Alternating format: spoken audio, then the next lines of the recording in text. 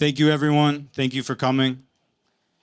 We know it's cold, so thank you so much for your enthusiasm and for coming out. So just a little bit of intro about the forum. This event was organized by the students of the Social Sciences Committee of the Chicago Forum for Free Inquiry and Expression. We are the Student Advisory Board. We organize events by students for students. The Forum for Free Inquiry and Expression is an institute on campus that promotes the understanding, practice, and advancement of free and open discourse at the university and beyond. The views expressed here are the speaker's own, not the forum's. Please think of questions while you listen. There will be a question and answer at the end. We're looking forward to a very lively and engaging discussion. One principle to keep in mind, just a good motto for the evening: be kind to people and tough on ideas. This event is going to be recorded and will be posted online. So I hope you did your hair today. If you're interested in getting more involved in the forum or attending some of our events, you can go to our website. We have your emails because you came here, but we do have events, calendar up of upcoming events on our website. If you Google or if you use DuckDuckGo, whatever, if you search the Chicago Forum on our homepage, you will see all of the events we have lined up. We've got some great things coming up during the rest of the year. And at the bottom of that, you can let people know they can sign up for our newsletter. If you enjoyed yourself, please tell people, please spread the word. Lastly, if you're interested in getting involved, if you have ideas, suggestions, criticisms, or if you have something perhaps you would like to help organize, you can come and talk to us afterwards. I'm Noel Carver. We also have, would you like to introduce yourselves? Yeah, Chris and Nico over here. The gentleman in the jackets. You can talk to any of us afterwards if you're interested in getting involved. So thank you very much.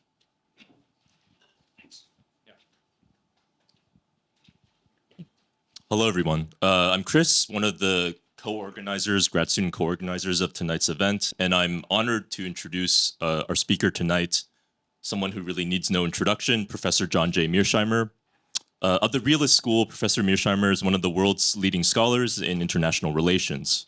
And here at the University of Chicago, he is the R. Wendell Harrison Distinguished Service Professor in the Department of Political Science. Among his many highly regarded scholarly contributions, I'll just highlight one, the most relevant one for tonight, namely his 2007, The Israel Lobby in U.S. Foreign Policy, which was co-authored with Professor Stephen Walt. That's it. Please join me in giving a warm welcome to Professor John Mearsheimer.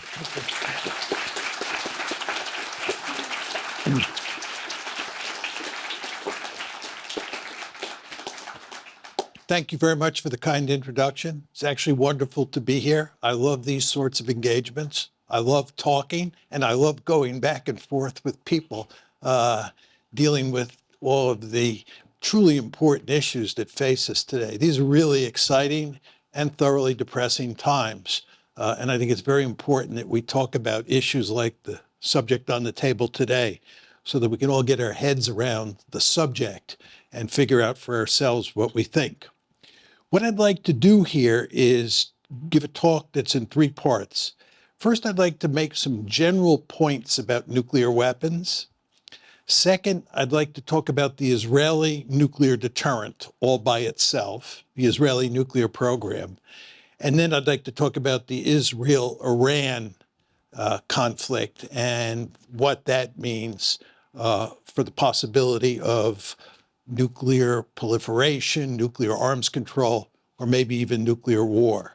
So again, general points about nuclear weapons, focus exclusively on Israel, number two, and then Israel-Iran is number three. Just a couple points to start. It's very important to understand that nuclear weapons are the ultimate deterrent. They're not a perfect deterrent, but in terms of the weaponry that one can acquire, that a state can acquire to maximize its prospects of survival, nuclear weapons are what you want. Ehud Barak, former prime minister and defense minister in Israel, has said, the reason I believe Iran is pursuing nuclear weapons is because it makes so much sense. In other words, Barack understands if he were an Iranian, he'd acquire nuclear weapons. I have said publicly on numerous occasions that if I had been the Iranian National Security Advisor over the past 20 years, they would already have nuclear weapons. It makes eminently good sense to me that Israel has nuclear weapons and that Iran wants nuclear weapons. Again, it's because they are the ultimate deterrent. Second point you want to keep in mind is that nuclear weapons are basically weapons for peace. If you have a Middle East where every state has a survivable nuclear deterrence, the likelihood of war is much less than if you have a Middle East where nobody has any nuclear weapons. And it's because nuclear weapons are weapons of mass destruction. It's hard to imagine scenarios where they would be used. And if you have two countries that have nuclear weapons in the Middle East or any place else on the planet, they're unlikely to go to war with each other for fear that they'll get incinerated. But the problem that you face is you can't be sure that they won't be used. It's very important to understand that. They are the ultimate deterrent. They make for a more peaceful world, but you can't be sure they won't be used, which raises the question, how do you think about them? And the best example to highlight this has to do with the Cold War. We've run the Cold War one time. We ran it with nuclear weapons. Let's say we run the Cold War again, and you have a choice. You can set up the architecture under which the Cold War is run. You're God, right? You have two choices. You can run it again with nuclear weapons, or you can run it again without nuclear weapons. Which one would you choose?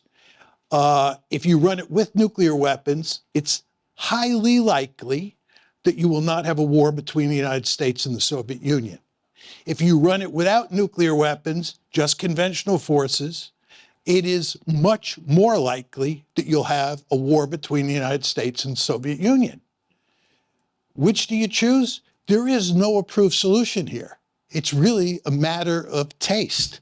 I'd do it with nuclear weapons again, but I would not sleep well at night because there's always a possibility that nuclear weapons will be used. So what I'm saying here is they are the ultimate deterrent. They make for a more peaceful world, but it's much more complicated than that. Third point you want to think about is proliferation. Proliferation has two dimensions. One is the actual proliferation process, where a state is in the process of acquiring nuclear weapons. And then there is proliferation where the other side has now acquired nuclear weapons. Proliferation has taken place in the Middle East. 5 countries now have nuclear weapons, right? There's a difference between getting there and being there.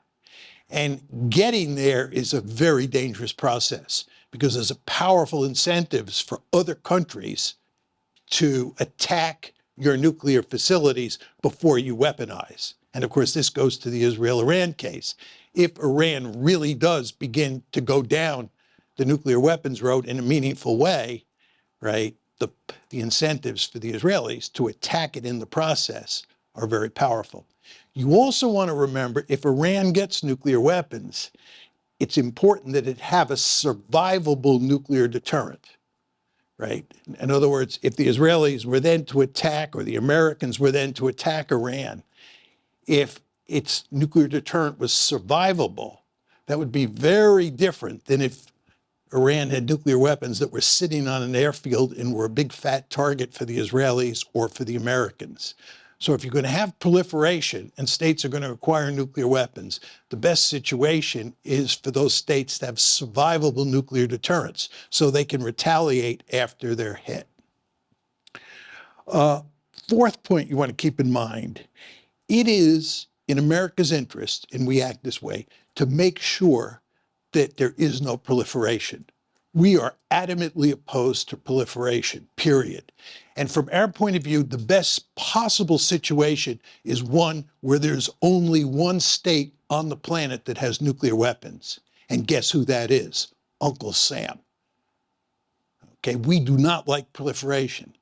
All of this is to say that Israel and the United States have the same interest when it comes to Iran. The Israelis don't want Iran to have nuclear weapons for all the obvious reasons, and we don't want them to have nuclear weapons. With regard to Israel itself, and I'll talk about this in a few minutes, we did not want Israel to have nuclear weapons, right? So the United States and Israel have fundamentally different views on the Israeli nuclear deterrent and whether it's good that Israel has nuclear weapons and that Israel has not signed the NPT. But on Iran, our views coincide. Final point I want to make has to do with enrichment and reprocessing. There's two technologies that really matter, and I'll talk more about this when we get to the Iranian case.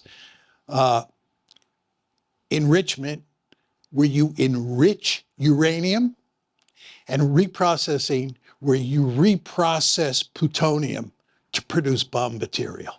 In other words, you can go down two different roads to get that fissile material that makes a bomb. You can reprocess plutonium, that's what the Israelis did, or you can enrich uranium, and that's what the Iranians are doing. And to get way ahead of myself, what drives the Israelis crazy about Iran's capabilities is not that they have nuclear reactors. That's not a big deal. What really matters is they can enrich and they can reprocess. And as long as you can enrich and you can reprocess, it's not that hard to get a bomb. And the Iranians, as I'll talk about, are not that far away from having a bomb. It's because of that enrichment capability and that reprocessing capability. Okay, those are my background points, and they, of course, will feed into much of what I say here. We start with the Israelis and talk about, first of all, the basic history, how they got the bomb. Let me then describe their nuclear arsenal, and then we talk about its usefulness. The Israelis started down the road in the mid-1950s. David Ben-Gurion, who was the first prime minister of Israel, was deeply committed to making sure that Israel had nuclear weapons. And his right-hand man was Shimon Peres, who when I was young was a big muckety-muck in Israel. And he and Ben-Gurion got the program started, I would say, in a big way in the late 50s, 56, 58. And believe it or not, what made it possible was assistance from the French. The French and the Israelis were quite close at the time. And as I told you, the Americans did not want Israel to have nuclear weapons. And I'll say more about that. But the French and the Israelis had a lot in common. And the French were willing to give the Israelis a reactor and reprocessing capability, the ability to reprocess plutonium. And once the Israelis had that, right, they were off to the races. Just a quick point on this, as many of you remember, there was a very famous war in 1956, sometimes called the Suez War. It's where Britain, France, and Israel, Britain, France, and Israel attacked Egypt. That is evidence of the Israelis and the French working together. And again, the French played a key role in giving the Israelis the necessary technology. It was not us that did it, it was the French. Second point you want to remember, if you look at the story of proliferation during the Cold War, before 1968, it was reasonably easy for a country to acquire reprocessing capability and enrichment capability. Because the United States and the Soviet Union, both of whom opposed nuclear proliferation, were so busy competing with each other. The intensity of the security competition in the first half of the Cold War was so intense that they did not cooperate sufficiently to prevent proliferation. It's a very interesting situation.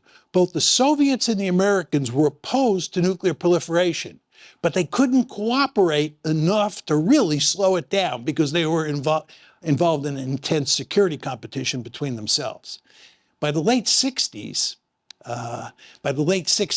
they come together.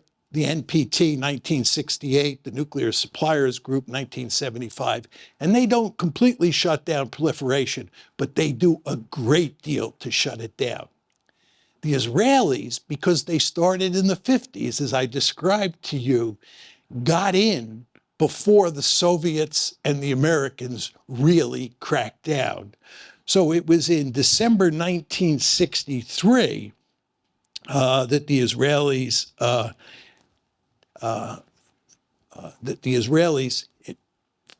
nuclear program went critical. In other words, they were producing the fissile material. And then it's somewhere between 66 and 67. You can't get the exact date in the open literature that the Israelis actually had a bomb. At 66, 67. So you can see the Israelis got in early. They were very lucky in that regard. A lot of other countries did not get in early. And furthermore, they had help from the French. What about the United States? A couple points there. As you know, I wrote this book on the Israel lobby with Steve Walt. There's no question that there's lots of evidence of the lobby at work, supporters of Israel in the United States who were working to make sure that we did not slow down the Israeli nuclear program. But I'm not sure they were that necessary, in large part because the person who was really committed to preventing Israel from getting nuclear weapons was John F. Kennedy. And he was shot on November 22nd, 1963. And LBJ, as you well know, became the president. And LBJ had a love affair with Israel that was not altogether unlike Joe Biden's love affair with Israel. And the end result is that Johnson basically looked the other way. So it was Johnson coupled with the power of the lobby that really slowed us down from discovering and stopping the Israeli program. We kind of knew it was there, but looked the other way is really what happened there. It's also just important to understand that, and I'll give you some of the reasons why in a few minutes, there was significant opposition inside of Israel to developing a nuclear bomb. Ben-Gurion and Shimon Peres, really had to push very hard to get it through. And it wasn't so much significant opposition from the outside, although the United States was deeply committed to some extent under Kennedy, but not so under Johnson to slowing or stopping the Israelis. But there was opposition, significant opposition from within. Final point just on the history here. The Israelis have never admitted that they have nuclear weapons. It's one of these bizarre situations where they have what's called an opaque deterrent. They're not really fooling anybody, and I don't know why they insist on saying we're not going to confirm or deny that we have nuclear weapons. They do have nuclear weapons, which brings me to their arsenal. They have 90 plus warheads. I wouldn't be surprised if their number of warheads were up in the hundreds. Most people think they've produced enough plutonium, they've enriched, reprocessed enough plutonium for somewhere between 100 and 200 warheads. But most people give them 90 warheads, 90 plus warheads. And they really don't need more than that, as I'll make clear in a moment. And as you know, when you have nuclear weapons, remember what I said, you want to have a survivable nuclear deterrent, right? The Israelis want to make sure that if Iran ever gets nuclear weapons, there's no way that Iran in a first strike can take out Israel's nuclear arsenal, or any other country for that matter can take out their nuclear arsenal. So what the Israelis have done is they've deployed their warheads on 3 different kinds of systems. This is what the United States and the Soviet Union back in the day, Russia today, China today do. You put them in the ground or on the ground, land-based ballistic missiles, either in a silo or on a mobile platform. That's land-based ICBMs. Or you put them out in the water in a submarine, or you build bombers or fighters that can bomb targets from the air, airplanes, sea-launched missiles, and land-based missiles. That's the triad. The Israelis have, I think they used to have Jericho 1s, and they now have Jericho 2s and Jericho 3s. Those are the land-based missiles, basically hid in mountains during peacetime and rolled out on mobile platforms in wartime. They also have Dolphin class submarines. I think they have either 5 or 6 Dolphin class submarines that have cruise missiles that are nuclear armed. And then they have F-15Is and F-16Is. These are fighter planes that are adapted to carry nuclear weapons. So they have this triad, and it is survivable. And it is quite large. Now, very interesting question is, what's the usefulness of this nuclear deterrent? And my argument is not very useful at all. And I think this is why a number of people in Israel, and these were not, peace-loving dopers, a number of, hardline people said, we don't need nuclear weapons. We're better off taking our precious resources and spending them on conventional forces or what have you. But here's why they're not very useful. First of all, Israel has the most powerful conventional military forces in the Middle East, number one. And number two, it's joined at the hip with the United States. What does it need nuclear weapons for? What's the threat out there, except for the possibility of Iran, which we'll get to? What's the threat out there that they have to worry about? Or what military scenario might they get into where nuclear weapons are useful? The Israeli-Palestinian conflict, nuclear weapons. The Israeli-Hezbollah conflict, nuclear weapons? I don't think so. The Israeli involvement in Syria? I don't think so. I mean, the collateral damage would be enormous. You're going to start popping off nuclear weapons in southern Lebanon or Syria or in Gaza. This is just, it's ludicrous. It's just not going to happen. And again, they have the conventional forces, and they're joined at the hip with the United States. So why do you need nuclear weapons? The other thing is, and this is a very important argument, it gives others incentives to get nuclear weapons. In other words, if you, Israel, have nuclear weapons, the Iranians are going to want nuclear weapons.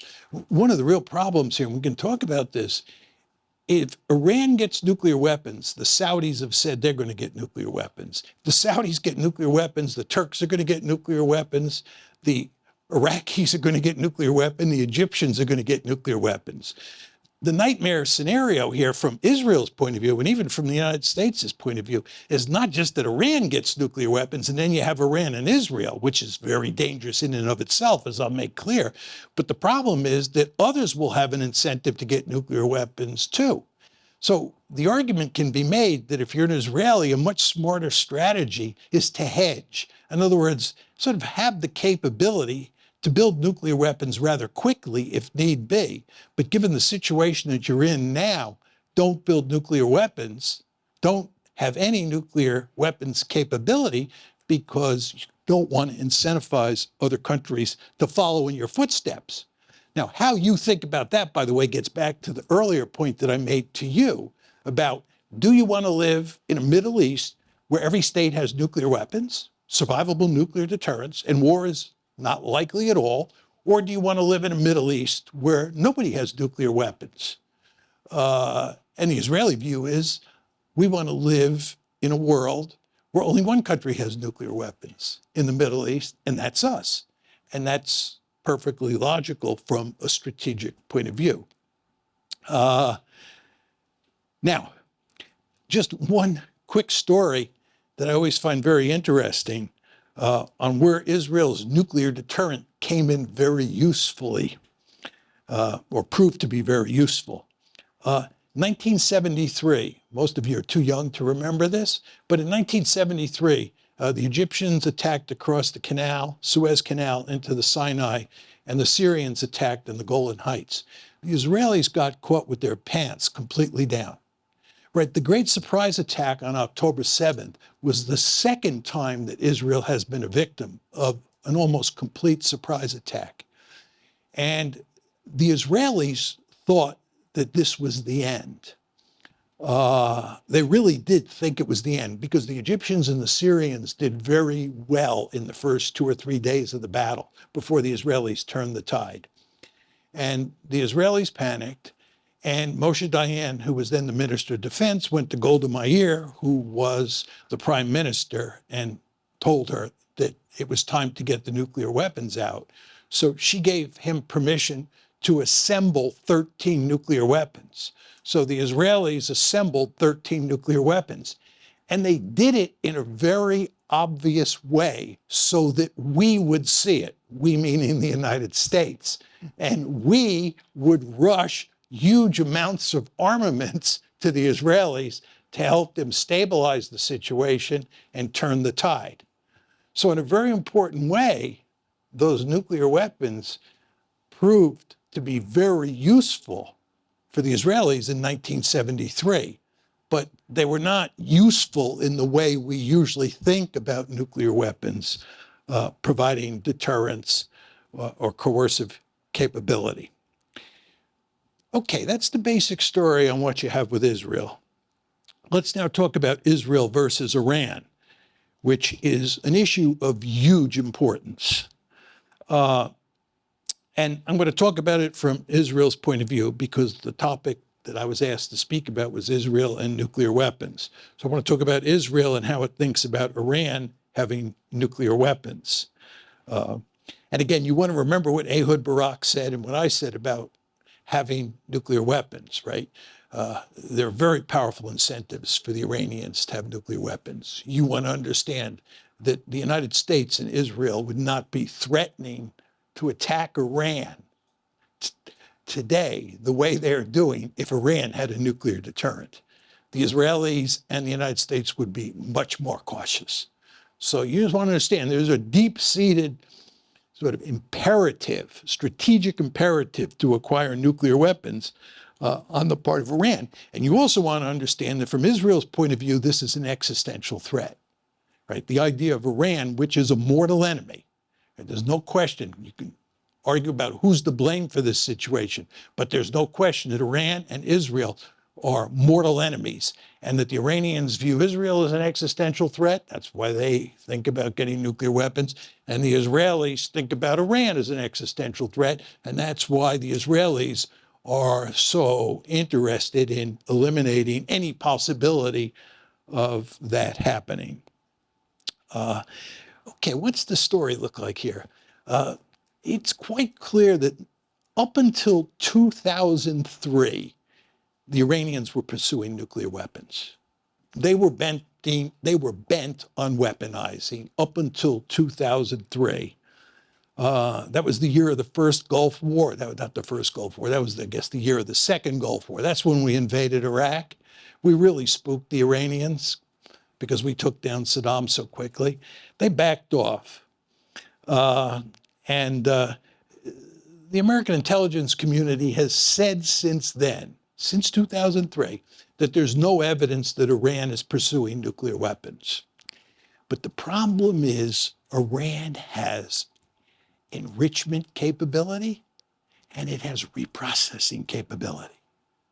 You just cannot lose sight of that. And when you have those two things, or one of those two things, it's not that difficult to get a bomb. If the Iranians just had reactors, that's one thing. But when you have reactors and enrichment or reprocessing capability, real trouble.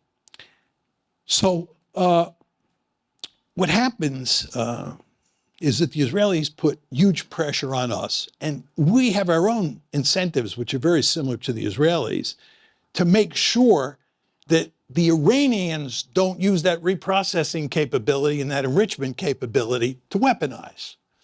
So Barack Obama works overtime to get the famous JCPOA in 2015. The JCPOA is the nuclear agreement that forces Iran to downsize its nuclear weapons capability or its infrastructure that could produce nuclear weapons in a really serious way, right? The JCPOA, which the Russians, the Chinese, the Americans, the British, the Germans, and the French all create, we all work together, right? We all work together to make sure Iran doesn't get nuclear weapons.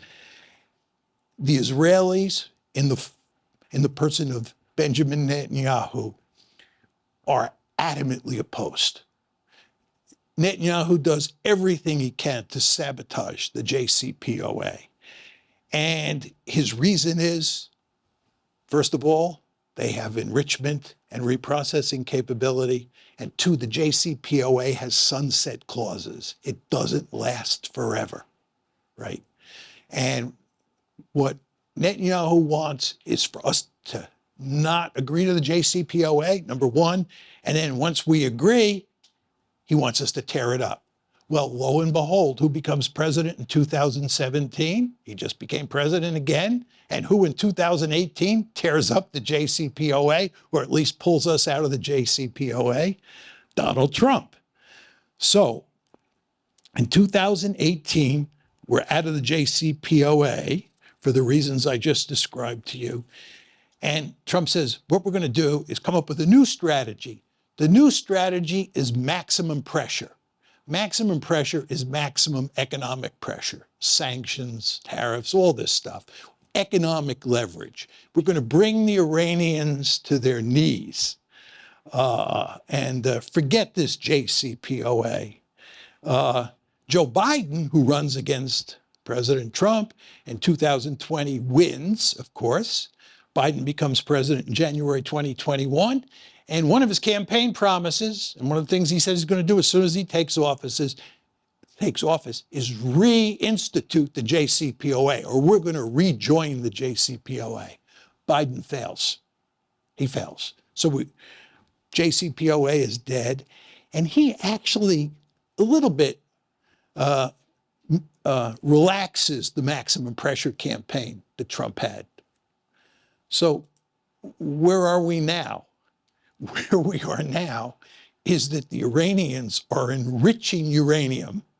The Iranians are enriching uranium up to 60%, right? And if you can enrich uranium to 90%, you're producing enough fissile material for a bomb. And to get from 60% to 90% is a hop, skip, and a jump. It is not difficult to do. Most people I know say you can do it in 2 or 3 weeks. And you realize this doesn't mean that you get a weapon in 2 or 3 weeks. It means you have the fissile material in 2 or 3 weeks. Then you need probably a year, maybe less, to build a bomb. And then you need a delivery system as well. So it's not like in 2 or 3 weeks, if the Iranians decide to go from 60% to 90%, they have a bomb. But they have the fissile material. And that, of course, spooks us, and it spooks the Israelis. So the question is, what are we going to do? What are the Israelis going to do? This is the question of the day, right? It's just very important to understand. Once you walk away from the JCPOA and maximum pressure doesn't work, and they're enriching up to 60%, you got trouble. You got problems. Because again, the incentives for the Iranians to get the bomb are very great. We all understand that. So the question is, what do we do? Now, let me just tell you what the Israelis tried to do. In 2024, they tried to do this with Biden. The Israelis, and I'll explain this why in a minute, the Israelis by themselves can't deal with the problem. They don't have the air power. They don't have a strategic air force. They have a tactical air force, just can't do it. Not clear we can do it, and I'll lay this out in more detail in a minute. Not clear we can do it. Take out their Iran's nuclear infrastructure. Of course, the problem is even if we take it out, they'll just rebuild it, right? And I'll say more about that. But just let's talk about what happened last year. Netanyahu went to great lengths last year to bait us into getting into a war with Iran. The Israelis have a deep-seated interest in baiting us to get into a war with Iran. Trump is not a warmonger. It's just very important to understand that. Joe Biden was a warmonger, right? But even Joe Biden did not want to go to war against Iran. And the Israelis, in the person of Benjamin Netanyahu, twice tried to trap us. The first was on April 1st. On April 1st, they attacked the Iranian embassy in Damascus, that's Syria, April 1st. And they killed at least one Iranian general. The Iranians said they would retaliate. The Iranians retaliated. This is the first time Iran struck Israel. You remember that? That's the night of April 13th, 14th. And then the Israelis retaliated on April 19th. And the United States was deeply involved, the Biden administration, in making sure that that didn't escalate further. Okay? That's the first attempt. Then the Israelis, on July 31st, they kill a prominent Palestinian leader in Tehran, in Iran. They kill a prominent Palestinian leader. The Iranians say, we're going to retaliate. And for the second time, April 13th, 14th being the first time, the second time, October 1st, the Iranians slam into Israel again with ballistic missiles and cruise missiles, okay? Then the Israelis retaliate on October 19th, and we get deeply involved, tell the Iranians, do not retaliate. We do not want this one to spin out of control. The Iranians don't want a war with us. We don't want a war with the Iranians, but the Israelis want a war that brings in both Iran and the United States, because they want us, the United States, to destroy Iran's nuclear facilities, all of them, because they can't do it. Now, before I talk about Trump and where he's at, and there I'll conclude, let me just say a few words about why the Israelis can't do it. There are two places where they enrich. One is Fordow. This is the Iranians, Fordow, and the other is Natanz, right? And the problem with Fordow is that the enrichment capability is probably about 300 feet underneath a mountain, right? It's in a mountain. And by the way, with regard to Natanz is an easier target because the enrichment capability is not in a mountain, but they're now building new facilities in a mountain, in the Zagros Mountains. If you've ever looked at a map, the Zagros Mountains separate the old Soviet Union from Iran, and Natanz is near there. And the Israelis are building new enrichment facilities in the mountains. And Fordo is in a mountain. And by my calculations, and take these numbers with a grain of salt, because it's really hard to get highly confident data in the open from open sources. But I think that our biggest bomb, the MOB, it's called the MOB, it's a massive ordnance penetrator. MOP, massive ordnance penetrator. It is basically 30,000 pounds. Remember those heavy bombs that Biden was holding back from the Israelis that caused a lot of controversy? Those were 2,000-pound bombs. The massive ordnance penetrator is 30,000 pounds. You need a B-2 bomber to drop it. And the Israelis don't have a B-2 bomber, so they can't drop it. We can drop it. And by my calculations, based on open source material, it can go down 200 feet. It can penetrate and destroy a target 200 feet down into the mountain. But by my calculation at Fordow, the enrichment capability is down around 300 feet. So I don't think we can even get to it. We may be able to get it. But here's also what you want to think about. The Israelis are about 1,000 miles away from most of the targets. They got to fly long distances.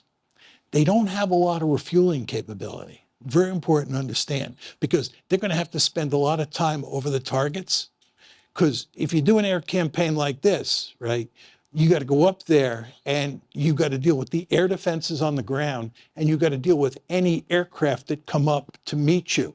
When we bombed North Vietnam during the Vietnam War and we went up north, right, we went up with all sorts of aircraft in addition to the bombers that were designed to deal with the guns and the surface-to-air missiles that are down on the ground, and to deal with the North Vietnamese aircraft that came up to engage our aircraft. So you have to, in a way, cut the corridor, right? And that requires a lot of aircraft. It requires a lot of time over the targets, right? That's just to clear out all the defenses so that you can then bring in the forces that hit the targets down below. The Israelis don't have a strategic air force. They have a tactical air force. It's designed for fighting in and around Israel itself. It's not that big. The United States, of course, has a huge air force. It has lots of capability, cruise missiles, Tomahawk cruise missiles, you name it. The MOPs, these massive ordnance penetrators, and so forth and so on. The Israelis just don't have that, right? So the idea that they can get up there and take out all of the targets, especially Fort Howe, but I think they'd have their hands full at Natanz as well. Not going to happen. That's why they're trying to drag us in. They understand this full well. These people are not fools. I mean, when it comes to fighting wars, they know how to do it.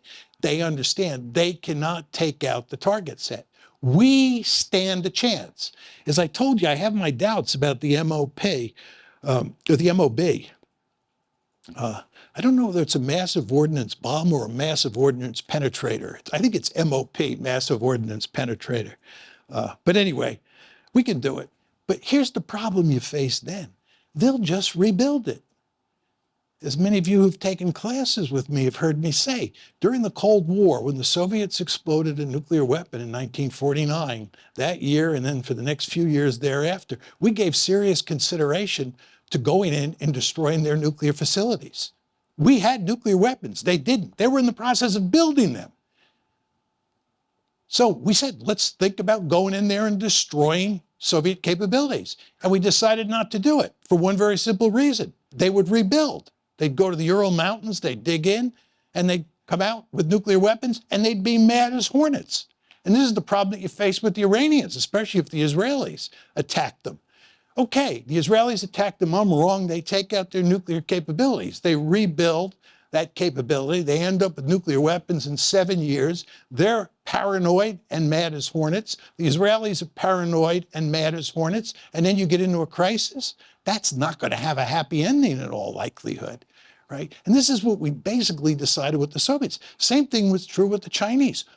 Unsurprisingly, both the Soviets and the Americans thought about taking out the Chinese nuclear capability before it reached fruition for obvious reasons. And we both decided it just didn't make sense. And that's what we have decided here. That's what Biden understood. Now, that brings us to Trump. It's what Trump understands. First of all, Trump's not a warmonger. For all Trump's faults, he's not that interested in fighting wars, right? And he's made it clear to the Israelis that the military option is not on the table now. And what he says he's going to do instead is he is going to return to maximum pressure, right? Economic pressure. The question you have to ask yourself is how well that will work. It did not work very well the last time. The Iranians have figured out ways to get around it. It's not likely to work very well this time. That raises the very interesting question moving forward. Given that the United States is reluctant to do this, I mean, we may change our mind, but given that we're reluctant to do it, right, the Israelis can't do it, and maximum pressure is not working, what are the Israelis going to do? And then you run into the question, is it possible that they will use nuclear weapons against Iran's burgeoning nuclear capability? My first reaction to that possibility is that's just not in the cards. That's not going to happen. But then you say to yourself, from an Israeli point of view, this is an existential threat. This is an existential threat. And when you're faced with an existential threat, states often pursue highly risky strategies. So I would argue that there is a small chance that the Israelis might use nuclear weapons against Iran to prevent Iran from getting nuclear weapons, simply because we may reach the point where where the Israelis have no other choice. Thank you.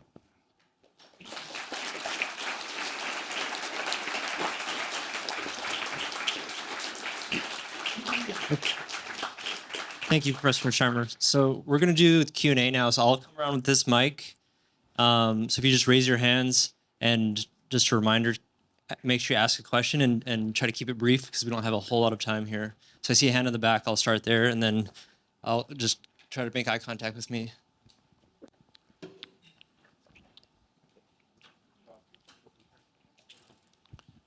Hi, Professor. Thank you for coming here today.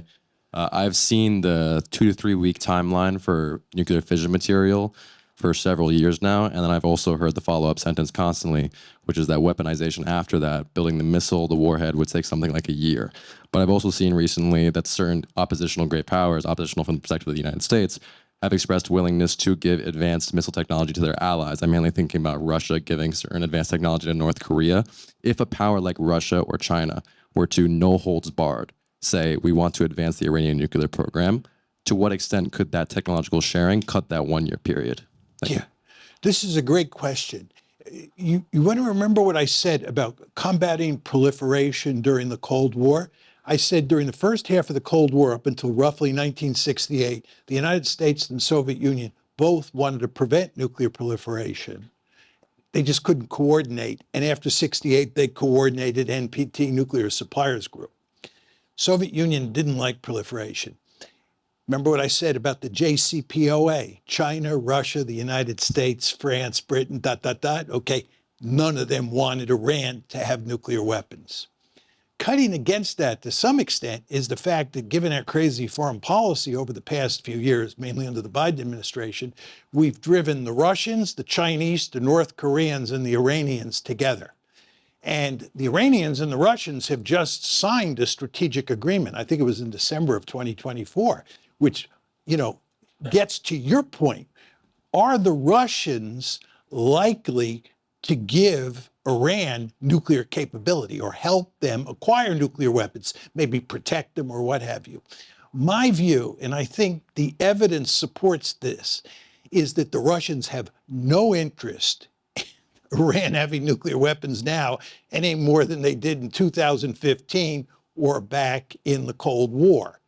And what the Iranians are doing is they're giving Iran conventional capabilities to help defend themselves so that the Israelis and the Americans are deterred from attacking Iran.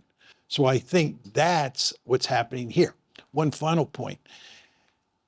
Let's assume you're basically right, I'm not, and that the Russians are really thinking about that. One could argue if Trump works a deal out with the Russians over Ukraine, and they are able to craft a broader security architecture involving the Russians here and the Americans here and other states as well, we may be in a situation where the Russians, instead of helping Iran acquire nuclear weapons, cut in exactly the opposite direction. So I think that we want to craft good relations with the Russians for 3 different reasons. 1, to contain China.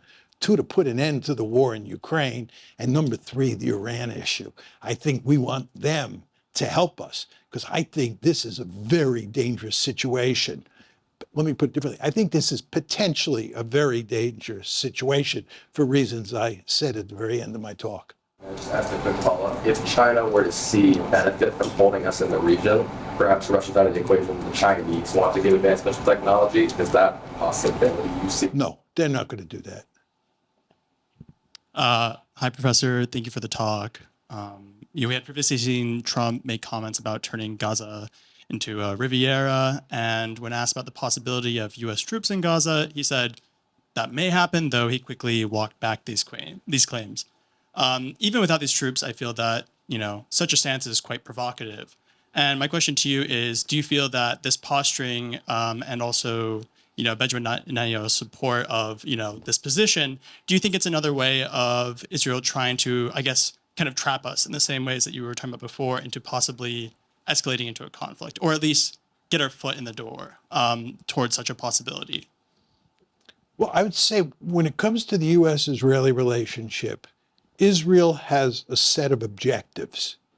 And with regard to every one of those objectives, they want the United States either to support them or to remain silent, remain on the sidelines. And the last thing they want is for us to contest them. And the Israelis, in my opinion, as many of you have heard me say, in Gaza, we're not simply interested in defeating Hamas and getting the hostages back. I think those were two of the main goals. But I think the main goal was to ethnically cleanse Gaza. And I think what Trump said played into their hands.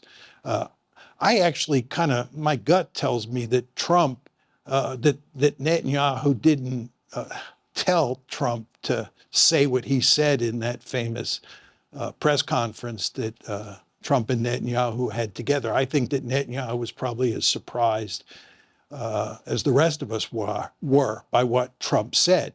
I think from an Israeli point of view, the last thing the Israelis want is for the United States to control Gaza. What the Israelis want is to control Gaza for themselves and to get the Palestinians out. Now, Trump was talking about getting the Palestinians out. But I would just say, and I don't want to get into this in any detail because I'd rather talk about the nuclear issue. I don't think that was a plausible plan. I think it was Trump's plan was morally reprehensible and simply unworkable. I don't think the Palestinians are going to leave, number one. I don't think the Jordanians and Egyptians are going to take them. And I don't think Trump could muster the political support in the United States to go in there and ethnically cleanse the Palestinians. I just don't see that happening. All of which raises the question in my mind, what was he thinking? And I don't have a good answer there. Thank you very much, Professor. I am curious that, a preemptive strike must strike the Israelis as highly unsavory. And it seems like they would pursue any other option, like regime change in Tehran, before they reach that eventuality. But it seems like pursuing these other options also makes the Iranians much more desperate and much more aggressive towards the Israelis. How do you think they're thinking about this issue? Yeah, well, there is oftentimes when it comes to counterproliferation strategies, talk about regime change. And the idea is if you can turn a country into a liberal democracy, they won't want nuclear weapons. Last time I looked, the United States was a liberal democracy. We have nuclear weapons. India is a liberal democracy. It has nuclear weapons. Britain is a liberal democracy. It has nuclear weapons. France is a liberal democracy. It has nuclear weapons. It doesn't matter what your political system is. If you're in a bad neighborhood, you just want nuclear weapons in almost all cases. And it's not because you're evil. It's because they are the ultimate deterrent. So I don't think regime change is going to solve the problem. The Americans, as you know, this is somewhat off the subject, we're obsessed with regime change, right? The idea is that we can run around the world, topple a regime, put somebody else in place of the existing regime, and we're all going to live happily ever after. This is like Putin. Oh, if we could only get rid of Putin. I don't have time to get into this. I think that anybody you get who replaces Putin is likely to be worse than him from your point of view. That is, you people who want regime change. I learned my lesson when I was very young, 1963, when we effected regime change in Vietnam. We helped kill President Diem. And the end result is massive instability. Couldn't find anybody to replace Diem, who was no day at the beach, mind you. But anyway, we couldn't find anybody who was even as good as him. And no accident, on March 8th, 1965, the Marines landed Da Nang and we're off to the races because Vietnam is going down the tubes and we have to rescue the South Vietnamese. That's when I learned my lesson, don't get in the business of regime change, at least if you're thinking that it's going to improve your strategic situation. So I don't think that matters. The Israelis are trying that. They're trying all these other things like Stuxnet and so forth and so on. It doesn't work. If you're determined to get nuclear weapons, you're going to get nuclear weapons. This is what we figured out regarding the Soviet Union. It's what the Soviets and the Americans figured out regarding China, right? You got to give people incentives not to acquire nuclear weapons. By the way, one thing I didn't talk about just because of time is my view on how to deal with this problem, which was politically unworkable, like most of my views. But my view on how to deal with this problem was, after the JCPOA was signed, we should have gone to great lengths, we the Americans, to form or to establish some sort of rapprochement or détente with the Iranians and pulled the Israelis along with us. In other words, take our gun sights off Iran, reduce their incentive to acquire nuclear weapons. You understand that when you start talking about attacking Iran, you give them greater incentive to get nuclear weapons than is otherwise the case. So I would have coupled success with the JCPOA with a policy of rapprochement, all for the purpose of reducing, maybe greatly reducing their incentives to get nuclear weapons. But both the United States and especially the Israelis are just so hard line on Iran that you can't get out of the batter's box, much less get to first base making that argument. Thank you. So my question is about if you could describe what exactly the difference in the relationship between Israel and Iran's kind of nuclear antagonisms and, say, the US and China or the US and Russia. Like, the two are global superpowers. Israel and Iran are regional big players and have a kind of historical antagonism. And perhaps some of that is tied to Israel's own domestic problems, right?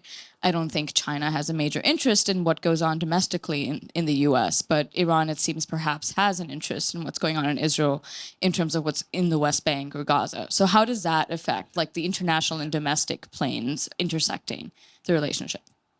Yeah, this is a very interesting question. I mean, just putting the domestic politics aside for the moment, and just comparing the Israel-Iran situation with the U.S. and the Soviets in the Cold War, and let's say the U.S. and the Chinese, or even the U.S. and the Russians today, Iran doesn't have nuclear weapons. That's one big difference. But let's hypothesize a situation where Iran does have nuclear weapons, and let's hypothesize a situation where they have a survivable nuclear deterrent. I'd say, leaving aside domestic politics, there's not a lot of difference at all. You have, let's just go to the two great power dyads, so to speak, US and Soviets, US Russians, US Chinese. You have great powers that are engaged in serious security competition. Crises break out, and they have nuclear weapons. And this is a very dangerous situation. Again, I'm old enough to remember the Cuban Missile Crisis, right? Cuban Missile Crisis, it was scary at the time. In retrospect, it's even scarier when you read the internal documents, right? You had two guerrillas armed to the teeth with thousands of nuclear weapons and all sorts of places around the planet where they could have got into a fight. And just to take the Russian case, Ukraine, the war in Ukraine starts February 24th, 2022, okay? The Russians actually do very poorly in 2022. The tide turns in the Russians' favor early in 2023. I could walk you through how that happens, okay? But 2022, the second part of 2022, fall of 2022, late summer, early fall of 2022, the Russians suffered two significant defeats in Kherson and Kherson and what was the other one? Kharkiv, right? Kharkiv and Kherson, right? They suffer two significant defeats. And the Russians are beginning to think about using nuclear weapons. We now know that, okay? And Biden is well aware that he's got to be very careful how far he pushes the Russians. This is why he won't give them ATACMS missiles for a long time. It's why they won't give them F-16s for a long time. They're really scared. Those guys have nuclear weapons, talking about the Soviets, the Russians. The Chinese, South China Sea, Taiwan, East China Sea, down the road. Ugh. So I think Iran versus Israel is not that different, assuming they both have survivable nuclear deterrence. In terms of domestic politics, I don't think domestic politics matters very much in this case. I think it's basically the strategic interaction. I think in the Israeli case, there is an unhealthy dose of paranoia, which makes me very scared about how they would act in a crisis. In the wake of October 7th, you saw this, right? And I think in Iran, I went to Iran in 2018. Not many people go to Iran. I was in Iran in 2018. There's more than a healthy dose of paranoia there too. And you get into a crisis, right? And especially if you don't have survivable nuclear deterrence on both sides, and you have two countries that think they're on the edge, right? The potential for trouble is very great. Thanks, Professor. I have a quick question. Do you think that an Iranian, nuclear arsenal would really change the relationship between Israel and Iran substantially, given that they're already sort of locked in a Cold War situation where they occasionally, dramatically throw missiles at each other to no great effect, but Iran already carries out most of its aggressive actions through non-state proxies. Anyways, but it sort of already looks like the U.S.-Soviet Cold War did. So do you think it's going to change anything? Yeah, I think the answer is no. And, it gets to my answer to the young woman's question a minute ago. We were hypothesizing, in my response to her, we were hypothesizing a situation where Iran has nuclear weapons. And that's the situation that you're describing. I think it's fair to say that Israel and Iran are mortal enemies. And there's hardly any chance that this situation is going to change. I believe if there was no Israel lobby, the United States would move in here and fix this situation, but the lobby makes it almost impossible. So they're going to remain mortal enemies. The Iranians are going to continue to support Hezbollah. They're going to continue to support Hamas. They're going to do what they can to regain their influence in Syria. They're going to continue to support and, in fact, increase their support of the Houthis. They're going to give the Houthis more sophisticated drones, more sophisticated missiles, maybe hypersonic missiles. Those are missiles that can not only cause huge trouble in the Red Sea, slowing down shipping in the Red Sea, but can also directly hit Israel. So this is a real problem from the Israeli point of view. And then, of course, the Israelis are going to be going to great lengths to cause all sorts of trouble for the Iranians everywhere they can. One of the principal reasons the Israelis were so committed to undermining Assad in Syria is because Syria under Assad was the conduit through which armaments from Iran went to Hezbollah. And the Israelis are ecstatic now, as you could understand, that Hezbollah no longer has that conduit. So all sorts of games are being played by the Iranians to figure out ways to get around that. But no, your basic point, I think, is correct. Unfortunately, let's hope you're wrong and I'm wrong. But I think once Iran gets nuclear weapons, if it does, the competition is going to be as fierce as ever. My point was, I think Iran and the United States will be reluctant to attack the homeland. That's the one thing that will change. Reluctant to attack the homeland, but otherwise they'll be at each other's throats. And this gets back to the point that I was making to this young woman.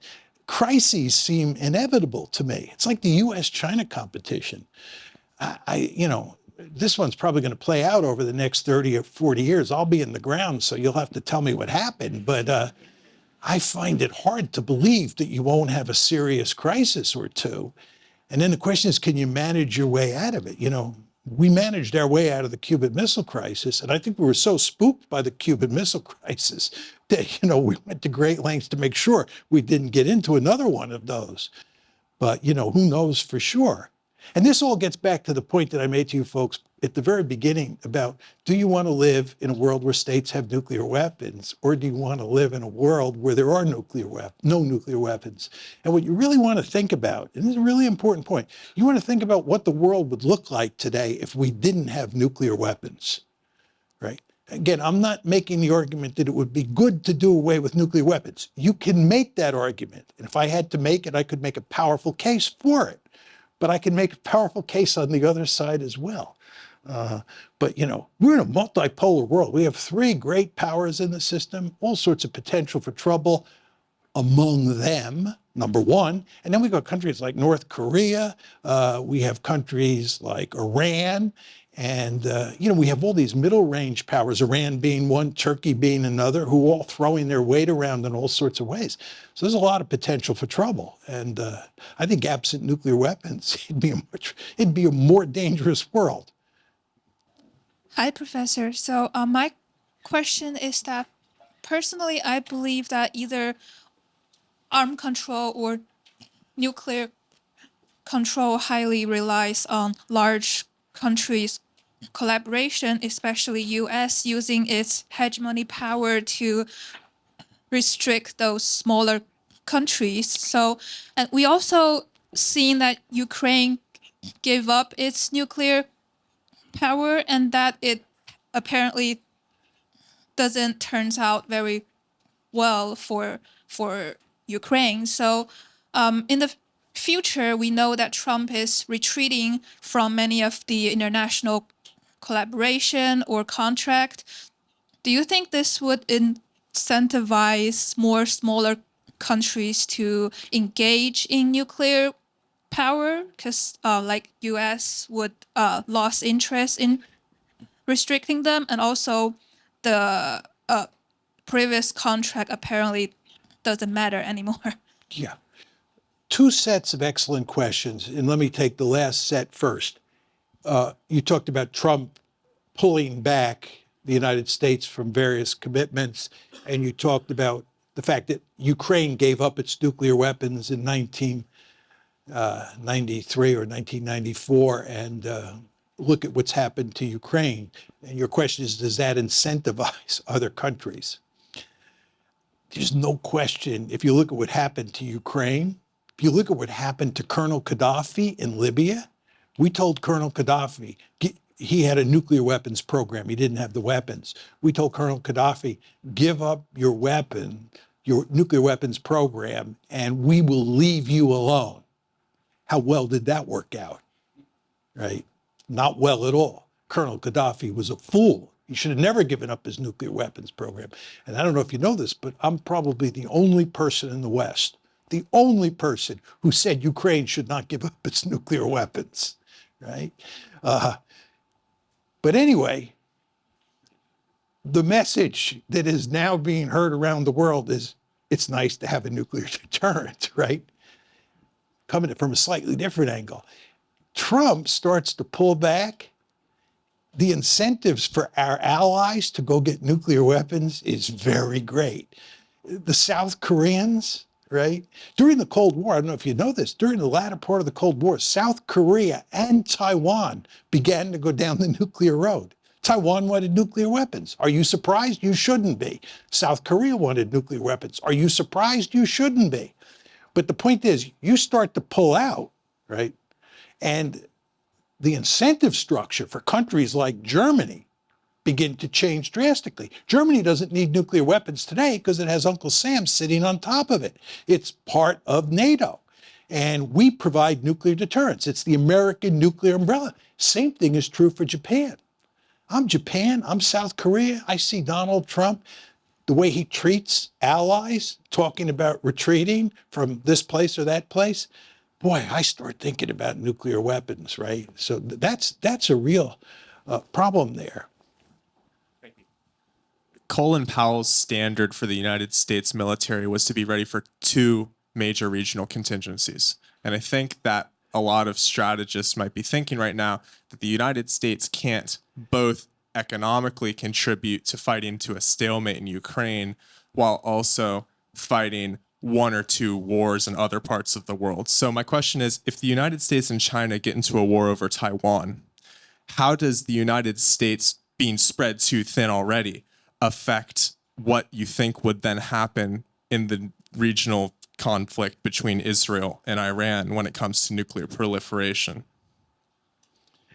Well, just at a very general level, the United States really cares about three areas of the world: Persian Gulf, Europe, and East Asia. And it cares about East Asia and Europe because that's where the other great powers have historically been.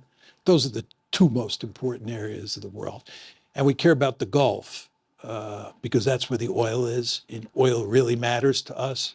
And our goal has always been to make sure that no one country controls all the oil.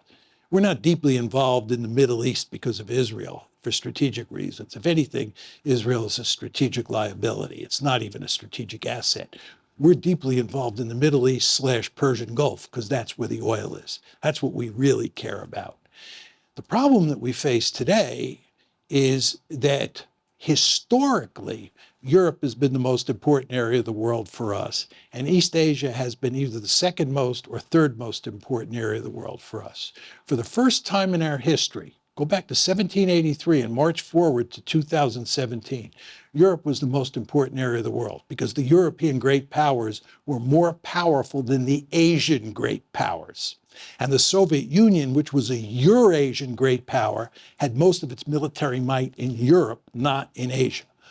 A fundamental shift that most Americans have not understood has taken place. Asia is now, East Asia is the most important area of the world, and Europe is actually the third most important area of the world. The Gulf is the second most. I won't go through why that's the case. Okay, this is why Hillary Clinton said in 2011, we're pivoting to Asia. And you always want to remember, when you pivot to some place, you pivot away from another place. And the main place we were pivoting away from was Europe. But what happened is we ended up in this awful war in Ukraine. I mean, we're not doing any of the actual fighting, but we are deeply involved. Huge amounts of resources are being expended there. And furthermore, we're now up to our eyeballs in alligators in the Middle East. You want to remember that about 2 weeks before October 7th, Jake Sullivan, who is Biden's national security advisor, was gloating about the fact that he had never seen the Middle East so peaceful. Right. Today, oh my God, right. So just to get to your question, so we have this very tricky situation where we have limited resources. You know, there's no such thing as infinite resources in this world. We have limited resources, and we're pinned down in Europe, and we're pinned down in the Middle East, and we can't fully pivot to East Asia. Now, if you look at what Trump has been saying, you look at what the Secretary of Defense said on February 12th in Brussels, you look at what Vance said on February 14th in Munich, they're not just talking about pulling out of Europe and putting huge cracks in the transatlantic alliance. They're talking about pivoting to Asia. They want to pivot to Asia, right? So you're going to see over the next couple of years us move away from Europe towards Asia. And that's because we are actually in trouble in East Asia. There are a lot of people who say the Chinese are in quite good shape today vis-a-vis the United States because we've not paid enough attention to East Asia because of Ukraine and the Middle East. But your question had to do with the Middle East. I don't think we can pivot away from the Middle East, mainly because of Israel and our attachment to Israel. And what we have to do, and I think Trump is interested in doing this, is do everything we can to shut down these various conflicts so that we can take our focus off the Middle East as well as Ukraine and look at China. But as you look at the Middle East, I don't see us reducing our commitment there. The Palestinian problem is not going to go away, right? It's not going to go away anytime soon. It's a front burner issue. It's going to remain on the front burner. And nobody has any solution for fixing the problem. And indeed, all the solutions, including Trump's idea that you were referring to, is just going to make a terrible situation even worse.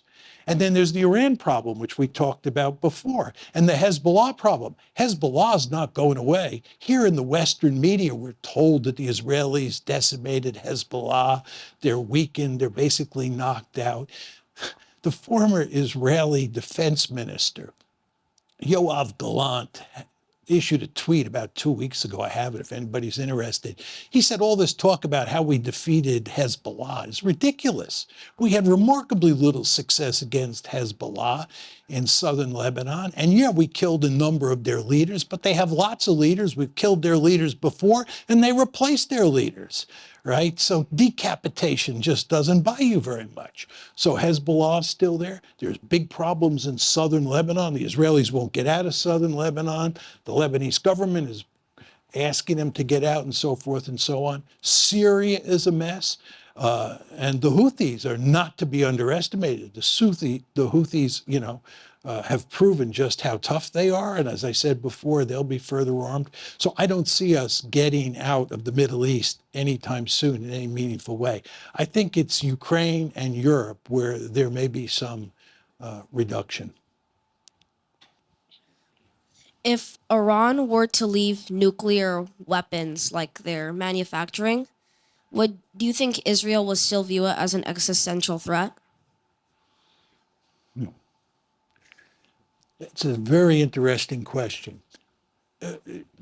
If Iran gave up on nuclear weapons, let's say the Iranians agree to get rid of the reprocessing capability they have and the enrichment capability, and they sign some sort of agreement on proliferation where they can have they allow for really significant IAEA inspections of their nuclear sites. That's consistent with what you said. Would Israel still view Iran as a mortal threat? I don't think Israel would view Iran as an existential threat, because Iran would not have the capability to destroy Israel. You want to think about Iran with nuclear weapons versus Iran without nuclear weapons. It's a categorically different situation, right? Because they're nuclear weapons, right? I mean, you want to think, there's Russia out there. They can turn our country into a smoking, radiating ruin, right? They have just all those nuclear weapons. And Iran, in a scenario where it has nuclear weapons, can do that to Israel. That is an existential threat. However likely you think it is that Iran would use those nuclear weapons, you take that off the table. I don't think Israel would see Iran as a mortal threat. But you still would have an intense security competition, and they would see Iran as a truly serious threat, just like you have today, right? So I think the Israelis and the Iranians are destined to be adversaries. And as I said before, I think the only thing that could change that is if the American policymakers didn't have to deal with the lobby. By the way, if you read the chapter, Steve Walt and I wrote the book, of course, on the Israel lobby. I wrote the first draft of the chapter on Iran. And if you go back and just page through that chapter on Iran, the Iranians in the 1990s tried on a number of occasions to have a rapprochement with the United States. And Bill Clinton actually took the bait, and Bill Clinton wanted to improve relations with Iran, but the lobby moved in and killed it almost immediately. Thank you for this talk. Regarding the Israel lobby, I was wondering if you could talk about where the power of that lies today, and if you can measure, say, between AIPAC, which is, we often sort of talk about AIPAC a lot, and other groups that maybe I don't even know the name of, but I'm thinking of evangelical Zionist groups, and how you measure the power between these various pieces of the lobby. Yeah. Well, the argument that Steve and I make in the book is that the lobby it's a loosely organized group of individuals and organizations like AIPAC that work overtime to make sure that the United States supports Israel unconditionally. And those last few words are very important. The goal is to get the United States to support Israel unconditionally.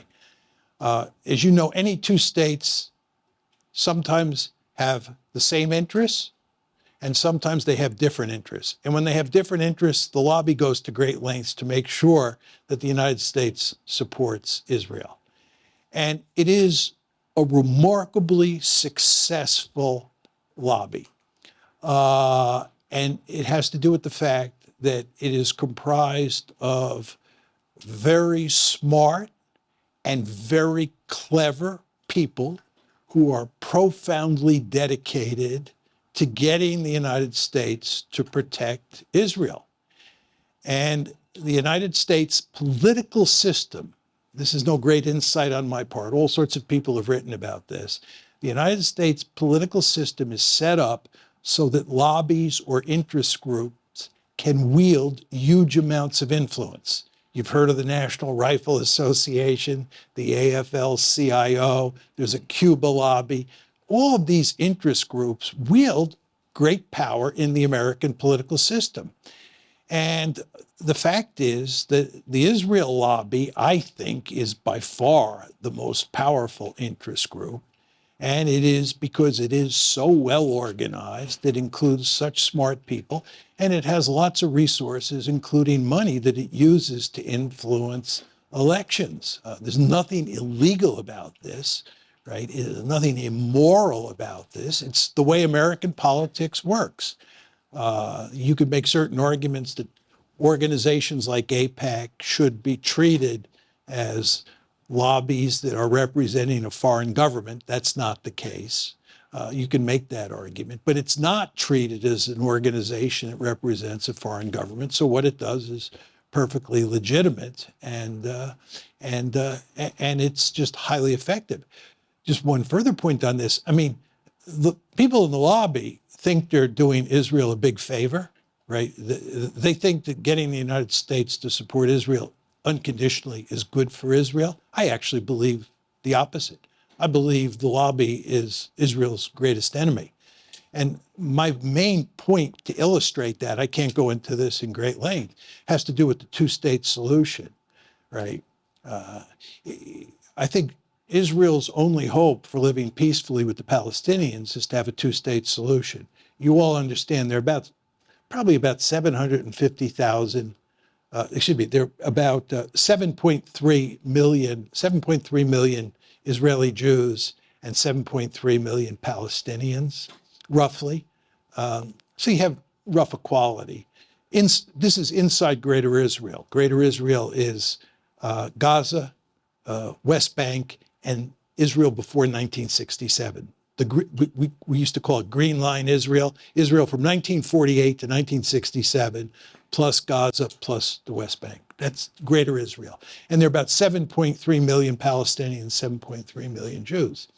So the question is, what kind of political order do you create in that world if you're Israel? And you really have four choices. The first is you could have a real democracy. But if you have a real democracy, you're not going to end up with a Jewish state. It's the end of the Zionist dream, right? So there's no way the Israelis would move to a true democracy. The second option is a two-state solution, which is in the West Bank and in Gaza, you create a Palestinian state, and the capital is East Jerusalem. Now, every president since Jimmy Carter pushed the Israelis hard, some pushed harder than others, to move to a two-state solution. And this, people like Jimmy Carter, people like George H.W. Bush, people like Bill Clinton, George W. Bush, they all pushed hard for a two-state solution. Barack Obama, why did they do that? Because they thought it was the best solution for Israel. And I think it was, underline the word was, the best solution for Israel, okay? But we never even came close. And the reason is the lobby. No American president could put any meaningful pressure on Israel to move to a two-state solution. And the Israelis were not seriously interested in the two-state solution. I know the conventional wisdom is that they really wanted one. It was just those evil Palestinians who wouldn't accept a two-state solution. This is nonsense, right? The Israelis did not want a two-state solution. There were some Israelis who did. If we could have pushed hard on the Israelis, we meaning the United States, we might have gotten that outcome. And I think that was the one solution. What's the third alternative? The third alternative is apartheid. And basically what you have in Israel today is an apartheid state. And for anybody who thinks this is not the case, Human Rights Watch, Amnesty International, and B'Tselem, these are three of the most prestigious human rights organizations in the world, and B'Tselem is an Israeli human rights organization, have written lengthy reports describing why Israel is an apartheid state. And if you go to Israel, many Israeli elites talk about Israel as an apartheid state. You can't use that word here in the United States because people will say you're an anti-Semite. But in Israel, many Israeli leaders refer to Israel as an apartheid state. So what you have today is an apartheid state. What's the fourth solution, or the fourth way of organizing your society? It's ethnic cleansing, right? 7.3 million, 7.3 million, drive those 7.3 million Palestinians out. This is what's going on in Gaza. The Israelis know full well you cannot militarily defeat Hamas. So what they're doing is trying to drive the Palestinians out. That's why they think what Trump said was manna from heaven, not because they wanted the United States to own Gaza, but because he was legitimizing ethnic cleansing, right? But you ethnic cleanse because you have an apartheid state. The Israelis are fully aware of what happened to South Africa, right? You do not want a country that's increasingly identified as an apartheid state. That kind of rhetoric was not used 10 years ago. Now that rhetoric is used. So they got to get out of that box. And ethnic cleansing, in my opinion, is the solution to the apartheid problem, or they think is the solution to the apartheid problem. I don't think it's going to work. And at least I hope it doesn't work. But the end result, you have this apartheid system. I think the Israelis would be much better off had they moved to a two-state solution. It would have been very tricky. I don't want to underestimate it. And as a good realist, I could tell you some of the real problems with a two-state solution. But it was the best of four alternatives. And in international politics, as I often say, you're picking among or choosing among lousy alternatives. And the two-state solution was the best lousy alternative from Israel's point of view, in my opinion. But no president could get anywhere in terms of pressuring Israel to move to two states. And remember, Jimmy Carter wrote that book. I forget what the title of it was, but it had the word apartheid in it. Apartheid or democracy, or apartheid or two-state solution. That's what he was getting at. But he got crucified for using the word apartheid. Oh my God, right? This is horrible. But that's where you end up today. Anyway, I could go on and on about this, but that's basically what the lobby is, what it does, and my bottom line on whether it does good or bad. Okay, so yeah, we're at time. Thank you, Professor Mearsheimer. Thank you.